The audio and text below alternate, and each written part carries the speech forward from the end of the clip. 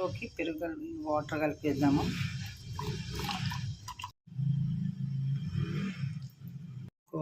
ఇలా రవ్వ, పెరుగు, కాస్త వాటర్, ఒక హాఫ్ అన్ అవర్ కాదండి, ఒక 15 మినిట్స్ నానబెట్టినా సరిపోతుంది. ఆ తర్వాత మిక్సీ పట్టేసుకోవాలి. ఒక్కసారి అలా గర్రమంటే చాలు, అది సాఫ్ట్ అయిపోతుంది. మీకు సరిపడా సాల్ట్ వేసుకోండి. మీకు కావాలంటే జీలకర్ర ఏమైనా వేసుకోవచ్చు. ఒక్కసారి మిక్సీ పట్టేసారు అనుకోండి, అది సాఫ్ట్గా సేమ్ మన డోసా లాగానే వస్తుంది. ఇలా నానబెట్టిన పిండిని కాస్త మిక్సీ పట్టేద్దాము. చూడండి, ఇందులో సాల్ట్ ఇప్పుడు వేసుకోవచ్చు, తర్వాత అయినా వేసుకోవచ్చు. అసలు నానబెట్టకుండా సరిపోతుందండి ఇది. ఒక్కసారి అలా పట్టేస్తే సాఫ్ట్గా వచ్చేస్తాయి.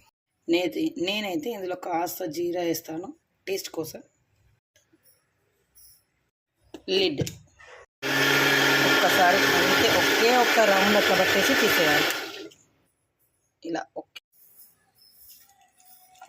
క్వాంటిటీ చూడండి, దీని కన్సిస్టెన్సీ చూడండి, కాస్త థిక్ అవుతుంది. వాటర్ పోసుకోవచ్చు. ఇదిగోండి ఇలా. ఇది థిక్ బ్యాటర్ అండి. ఈ థిక్ బ్యాటర్తో కాస్త మనం ఫ్లఫీగా చేసుకోవచ్చు. లేదు మనకు సన్నగా కావాలంటే ఇంకా కాస్త వాటర్ పోసుకోండి. ఇట్లా అంటే అట్లా వస్తాయి.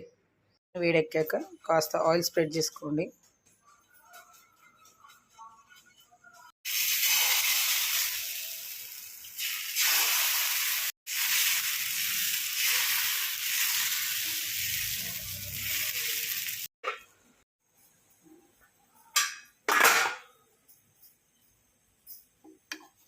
ఇది రవ్వ దోశ కదండి, బాగా ఎర్రగా ఉంచుకుంటే ఇది స్టిక్ ఇట్లా గట్టిగా అయిపోతాయండి, కడక్ అయిపోతుంది.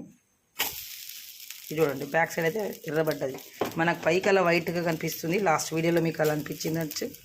ఇది చూడండి, ఇలా మనం కాస్త వైట్గానే తీసుకుంటే సాఫ్ట్గా ఉంటుంది. చూడండి, కాస్త ఎర్రబడింది అండి. ఇలా ఎర్రగా కావాలనుకుంటే స్టిఫ్గా అవుతుందండి. లేదు కాస్త మనం వైట్గా తీసేస్తే తొందరగా ఉడికిపోతుందండి. ఉడకలేదు అలా అనుకుంటారు, కానీ ఇది రవ్వ కదండి, తొందరగా ఉడికిపోతుంది.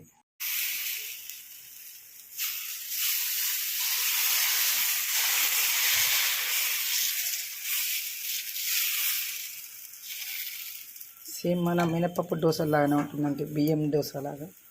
ఇప్పుడు కవర్ చేసేసుకోండి. చూడండి, ఇంత ఈజీగా వచ్చేస్తున్నాయి అంతే. ఎంత ఈజీగా వచ్చేసాయో చూసారా? ఇది విదిన్ 1 సెకండ్లో రెడీ అయిపోతుందండి. చూడండి.